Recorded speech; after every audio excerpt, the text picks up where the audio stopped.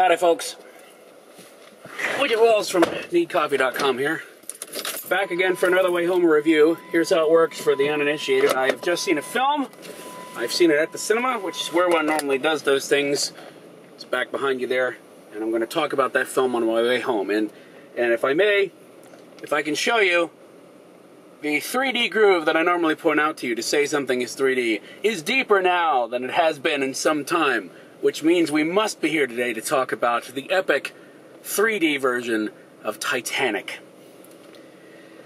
Okay, so Titanic. If we must do a synopsis, but we must because that is the tradition. And that's what keeps us from falling off the roof. So, giant ship, symbolic of man's hubris, thought to be unsinkable because of the way that it was designed, which is kind of silly because the way it was designed is what sank it. But anyway, that's mankind in a nutshell, is it not? Goes on its maiden voyage and sinks. Hits an iceberg, sinks, doesn't have enough lifeboats. I'm sorry if I'm spoiling this for anybody who hasn't seen the film. Doesn't have enough lifeboats. People are shits. Lots and lots of people die. Tremendous human tragedy. There's a synopsis. The other part of the synopsis is that James Cameron created a fictional framework in which to present the disaster so that we could digest it, basically. Because it's all well and good to say, big ship, hubris, unsinkable, sinks, lots of people die, and not feel the impact of what's going on.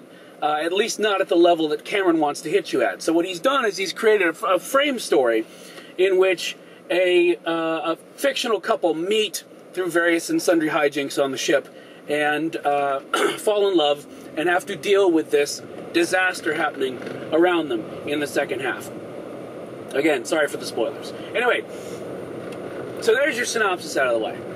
And I'm not going to spend 25 minutes, first of all, it doesn't take that long to get home, but I'm not going to spend 25 minutes, going through and re-reviewing the film completely, because that's kind of crazy. It's been reviewed 6 ways from Sunday. The number one thing is that, I reviewed this 15 years ago as one of the first films that I started writing reviews about, when I was still writing them, because I'm not literate now. But anyway, so I stand by my review in the fact that it is a 5-cup film, I think, still. And for me, a 5-cup film is flawless. I look at it and I go, I wouldn't change anything. And really, even watching it again this much later, I don't think I've seen it since, at least in one sitting, since that initial viewing, and I still agree. Because what really impresses me are 3 things. First of all, what Cameron does is, I said he sets it up so you can digest it, and that's really what he does. He sets up the ship, he lets you understand the epic nature of its everything. Its guts. He takes you into the bowels of the ship, he takes you through all the decks, he takes you through the opulence of it, everything. He sets up, it's like world building in a fantasy film. He really builds a world which is this ship, okay? So that you believe it. Because really, it is a bit unbelievable. I know now they have like ocean cruisers that are the size of the state of Rhode Island and stuff like that, but still there's something sort of unimaginable about Titanic that you can't really put your head around. But he creates the world for it, and then, gives us a little briefing at the beginning so we can see from the outside what's happening as far as the disaster goes. And then sets up characters that we care about and puts them through every phase of the wreck, of the sinking. And does it in a way that, yes, it's very obvious that he set it up that way. And he sets up all these various little pieces that he's going to move into place when the disaster happens so that you appreciate the disaster. I don't mean to say that, I don't think we just go, well, if it hadn't been for Jim Cameron, nobody would have given a shit about 1,500 people dying. That's not what I'm saying.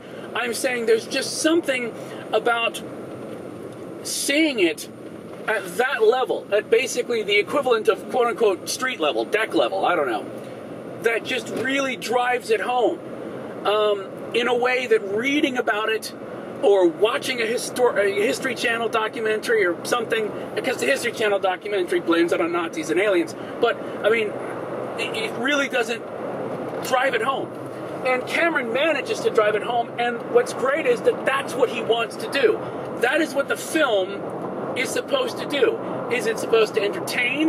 Yes. But it is also supposed to inform, I think, this is what I get out of it, it's supposed to inform you about the disaster, about the human epic scale of the disaster, and the absolute human failure of the disaster as well, and yet how you can survive.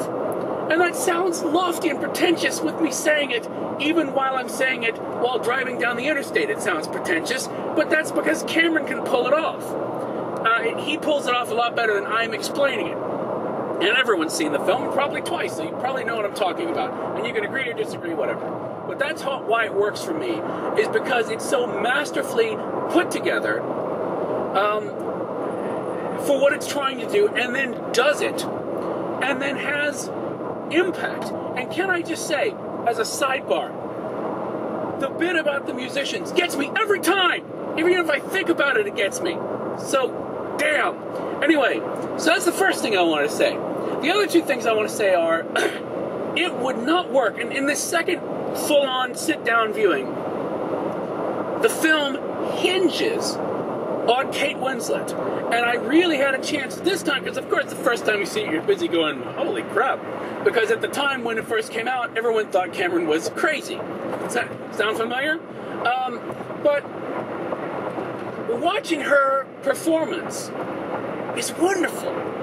I mean, it's not like that's a surprise, but I mean, I got to really pay attention to all the little things she was doing on the journey that she was taking through the movie. And she's just masterful. She's wonderful to watch.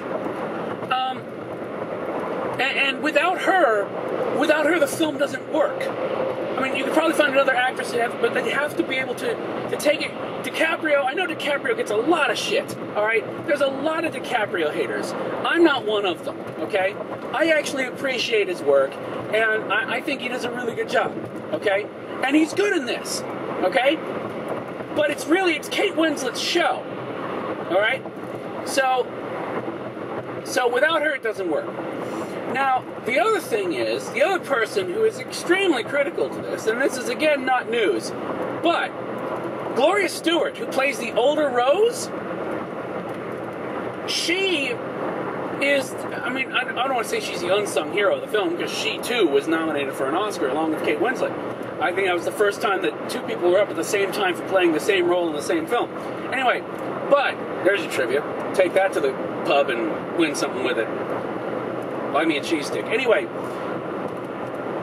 but her bit of it is easy to miss because she's the older Rose, and you've got the big Titanic, and you got Cameron doing his thing, and you got DiCaprio and Winslet being young and gorgeous and shit, and it's easy to forget that she's the one telling the story. And if she sells it, and if she does not sell that story, then the story doesn't work. But she completely sells it. So that's really impressive.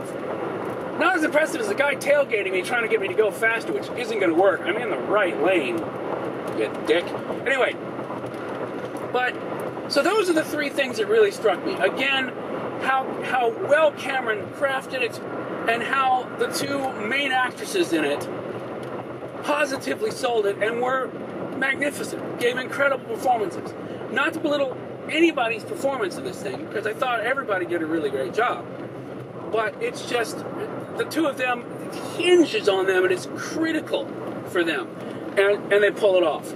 So, very happy about that. Now, so that I don't belabor the point, because I know I tend to ramble, let me get to the point and say, it's been re-released, okay?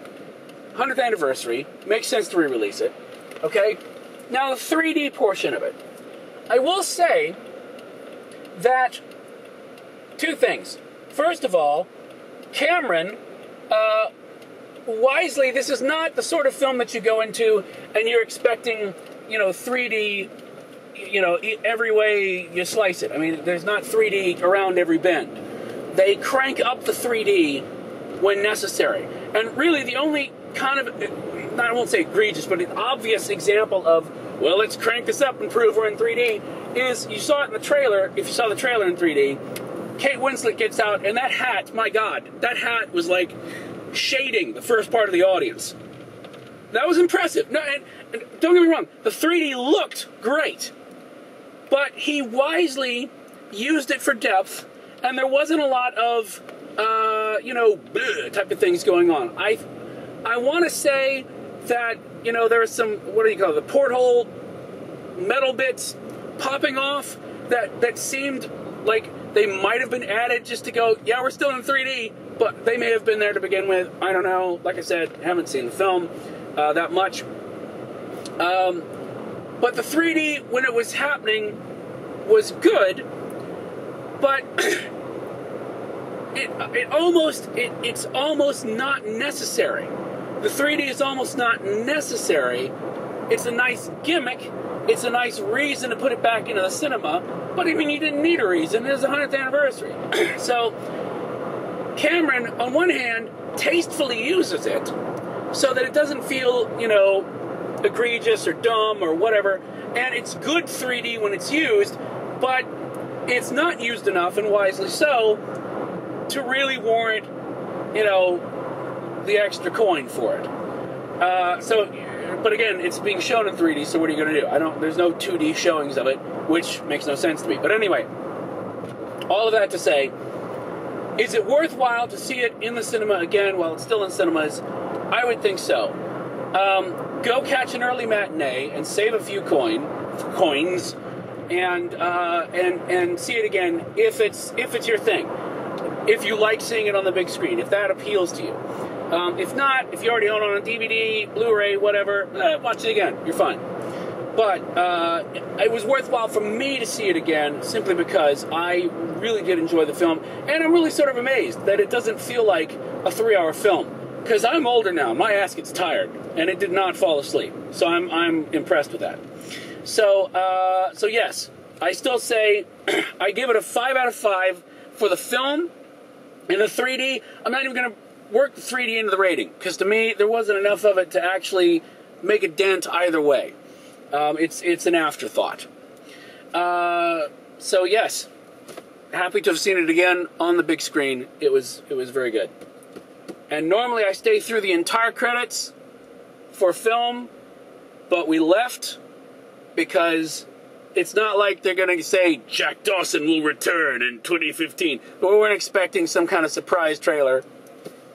And quite frankly, the Celine Dion song was over the credits, so we had to run away. You would too. So anyway, thanks so much for watching these. I know that's not a bit of a surprise on this one because of it being Titanic and all, but it felt like it needed to be seen. Revisiting it 15 years later in a new format where I don't actually have to type anything. God, I love the future. All right, so thanks so much for watching. If you enjoy these, please share them with your friends, share them with your neighbors. You can do that by either sharing it through YouTube if you came through there, or go to neatcoffee.com, and there's handy little social buttons for stuff like Facebook and Twitter and even Tumblr that can let you share this with your friends and neighbors.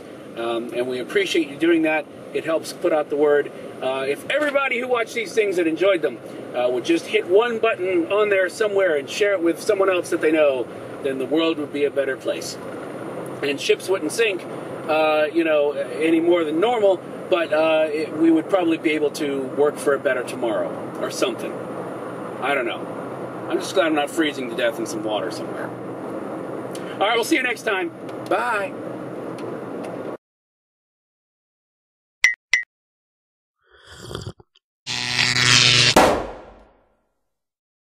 Yeah, I gotta find something because I've got the Dion song in my head now. I gotta find something to get it out. I gotta find something quickly to get it out. It's starting to hurt. It's burning. It's burning my brain.